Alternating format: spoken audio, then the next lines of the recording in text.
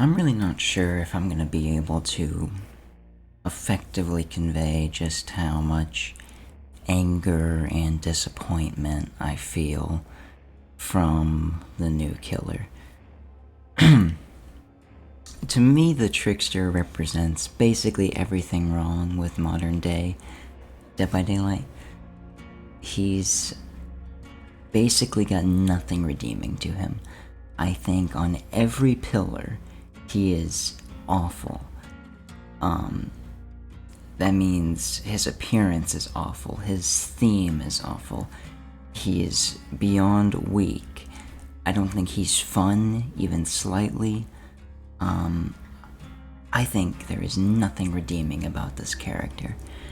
So, let's go through, I guess, I have 5 things here I want to talk about. 5 different aspects of him that, for most people, they hate 4 of the things I'm going to talk about, but one of the things they like, or they're going to disagree with me on. And I cannot comprehend any of that. I think every aspect of this character is as bad as you could possibly make it. So we'll start with his appearance and his theme. So there's 2 sides. The first side says that, by the way, I cannot stand in videos like this, right? Like, in a lot of these videos where people talk about their really hot take on something, they're always at the beginning of their videos, they're like, guys, just remember, it's just my opinion. That drives me nuts. Why do you need to reaffirm that? I clicked on your video titled, I hate the Trickster. I know it's your opinion. You're saying that. You're reaffirming that it's your opinion because you don't want to get backlash. You don't want to actually have to deal with defending your positions. You don't want to actually have to deal with getting into any kind of passionate debate with people. You're just like, guys, it's just my opinion. I'm just putting it out there. I'm not looking for any kind of argument. I am. So, yeah, it's just my opinion, but you know that because you clicked on the video. Anyways, so his appearance and his theme.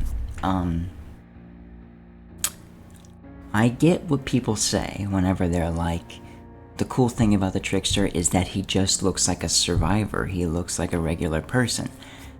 In a way, I understand what you're saying. He kind of blends in. He just seems like the everyday person who's running at you, like a deranged everyday person. In a way, you're right. In real life, the everyday person is scarier than the supposed masked psychopath, because the everyday person, is more realistic, right? And when you're playing Dead by Daylight, you already know that the killer is a threat. So the only way for the killer to be scary is for them to look scary, because there's no vagueness here. There's no blur in the line. You know that the Trickster is a threat, so the idea of him blending in as an everyday person is gone from the start. So the only way you can actually be scared of him is for him to look scary, and he doesn't. And a large part of that comes to the fact that he is extremely colorful. I mean, he's super bright. The one thing about this game, if you go back and you look at the game, for the first year at least, probably even longer than that, every character was composed of very dark and gritty colors. The killers and the survivors, everybody was just very dark. Their clothing was dark, it was real, it was just grounded in the theme of the game. But over time, cosmetics and characters have become more colorful. And it's especially a problem when the default appearance of a killer is to make them super colorful and vibrant. I think that completely is unfit for DBD. The maps themselves are still really dark, right? He stands out like a sore thumb in all of these very dark, gritty maps. if he actually got a map of his own in his chapter, he would fit in that map and that map only. But since he didn't get a map, he doesn't fit anywhere. He just looks weird because the game up to this point has been built for dark themes and characters. He does not fit that. He just looks like a colorful person who has had some blood splattered on them and has been called a killer. I don't think his theme works on any level. Moving on, his power itself. So the first thing that we should understand about his power is that it's weak, and I think this is probably the most unanimously agreed upon point that I'll talk about, because I really haven't seen a single person unironically call him strong. Everyone understands that his power is terrible. It takes 16 hits to down a survivor with his power. Basically, in every situation where you would use his power, the question you end up asking yourself is, why would I not just hit them with a regular M1 attack? There are some very, very, very niche situations where his power technically comes into use. If they're vaulting over something that's far away from you, then yes, while they're stuck in the animation, you can get blades into them. But remember, if you get 7 blades into them, but you don't get the 8th one in, well then those 7 blades were a waste, because they're not going to be injured or downed anyways. So at that point you might as well commit, and if you're going to commit, then you're going to probably end up wasting time. And then his main event, everybody knows how bad main event is. There is basically nothing redeeming about it. He gets slowed down to a crawl, and he's forced to just throw the blades non-stop, so he can't even choose to like pause if he wants to readjust himself or anything. The window to activate it is way too short. To me, main event was their desperate attempt to give some kind of depth to him, which segues into my next point about him, which is that he has no depth. He is insanely unoriginal and insanely boring. I cannot for the life of me understand why people are defending his power and calling it fun. There's nothing fun about his power, okay? Why would I ever play him when I can play Huntress or Deathslinger, who are much stronger and much more in-depth than him? Because here's the thing, right now you're enjoying the Trickster. You get a thrill out of throwing those blades at, as one of my friends described it, he loves throwing the blades at Mach 10 speed. I get it, it's fun for about 20 minutes. And then it quickly gets boring, because you realize that there's nothing else to it. You just throw the blades, there's no skillful, like, high-tier play that can be made with them. You just throw them. Like, the Huntress can make, across-the-map shots. The Huntress, there's, like, a lot of intricacies. Like, can I throw the hatchet over this? Can I throw the hatchet between this? Same with Deathslinger. Because his, the actual size of his spear is so narrow, there's, like, such high-skill plays you can make, like, shooting in between, like, cracks in the Killer Shack and stuff. Like, that stuff is fascinating. Like, there's a clear divide between an average Deathslinger and a top-tier Deathslinger, because a top-tier Deathslinger knows these crazy points that they can shoot the survivor that most people wouldn't even think to try. But with the Trickster, there really is no depth here. There's no thing that's going to divide an average Trickster from an advanced Trickster. They're all going to be doing the same thing. They're just going to be spamming the blades. Like, there's no depth. Anybody who continues to have fun with him after like a dozen matches or so, I don't know, you need therapy, because there's no depth there. I don't know how you can have fun playing a character that, like, you don't feel yourself getting better at, because there is no ability to get better. There's no depth. You hit the skill cap after like 3 matches. So there's no incentive, in my view, to ever play him, on top of the fact that his power is just discount Huntress. He has a ranged weapon with limited ammo. When he runs out of ammo, he's got to go to a locker to reload it. There was very, very, very little thought put into his power. It was just it baffles me how complacent this community is in terms of accepting boring copycat characters. It blows my mind. You'll eat it like they've given you some kind of great character when they've given you something that barely had any thought put into it. Even the Blight. I've kind of, the Blight has grown a special place in my heart over time, but initially he was just like, oh, it's just another run fast killer. But everybody was just like, oh, this guy is so cool to play. And, overall, yeah, he kind of is. He actually has a skill cap. He actually has, a lot of depth to his power. So I respect him definitely a lot more than the Trickster. But ultimately, he is just another run-fast killer. There's so many unique ideas out there. Go look on the forums, Steam forums or the official DBD forums. There's so many interesting power ideas that people come up with. Why do they not just borrow one of these ideas? That would be a million times more interesting. Go look at Identity 5. Go look at their killers. Every killer's power is so goddamn interesting and unique in that game compared to DBD. I don't know why we accept such boring killers all the time. Okay, another thing, now we're getting into the more, I guess you could say secondary issues that are not as big of a deal, but for me they're really bothersome, because you would think that they could at least get these things right, but they don't. The first one is his chase music. Some people really like it. Some people are like, oh my god, it fits his theme so well, wow. But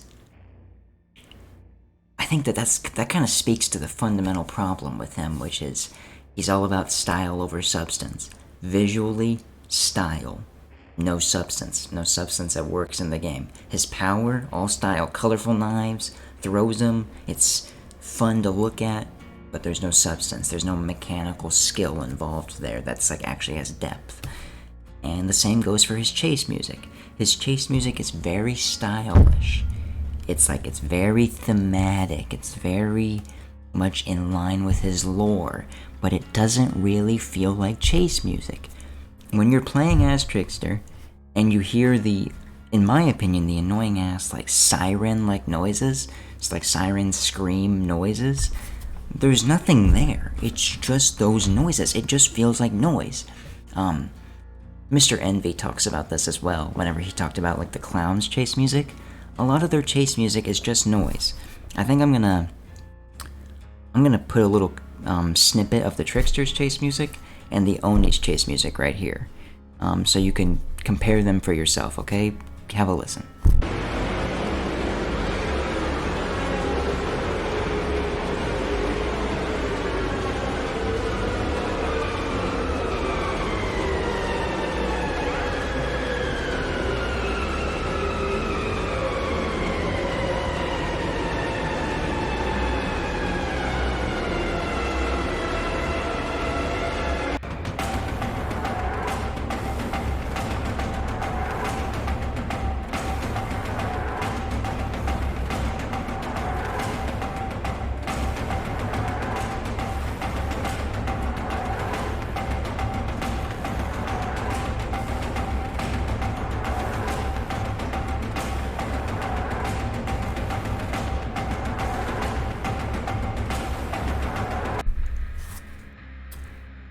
Tell me which one got your blood pumping a lot more.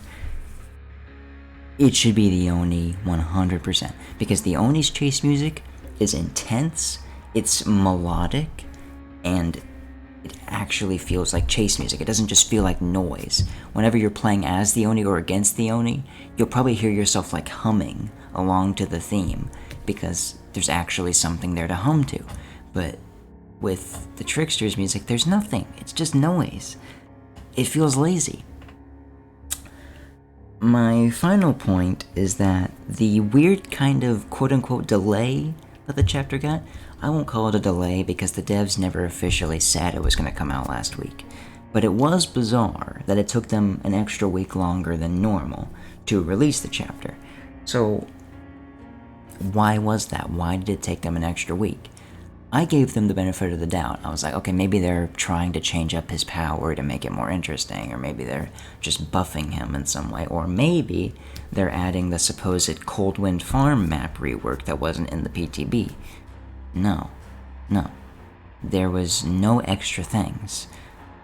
Like about 2 weeks ago now, they posted the announcement showing all the changes that were going to come to the Trickster. There was nothing extra added during the release. Everything that they said was going to be there was there, nothing extra. So why did it take them so long to implement these things? Well, there was one extra thing, and that was cosmetics. Okay? IGN, if you go to IGN's YouTube channel, they released a video showcasing the cosmetics for the Trickster and the new survivor, whatever her name is. They revealed that video before the chapter was even out.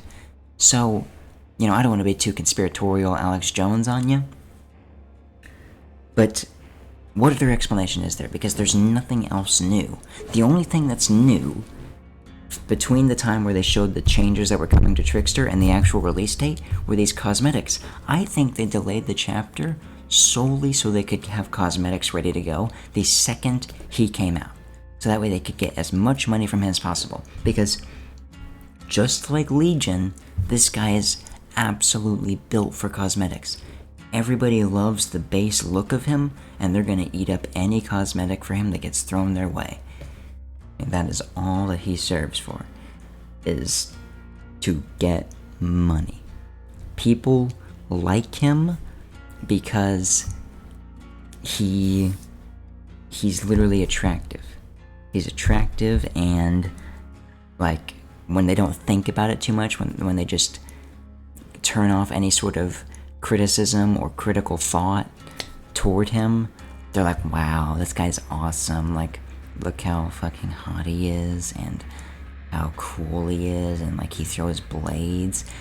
And so when you don't think about it very much, when you're just like, oh, whenever you're one of the white knights that will always defend what the developers do, you eat up the Trickster because he doesn't rock the boat in any way. He doesn't, outside of his theme, which only rocks the boat in a bad way, he doesn't rock the boat in any like substantive way. He doesn't bring a power that's controversial. He doesn't bring any sort of interesting perks that are going to shake up the meta. There's nothing there.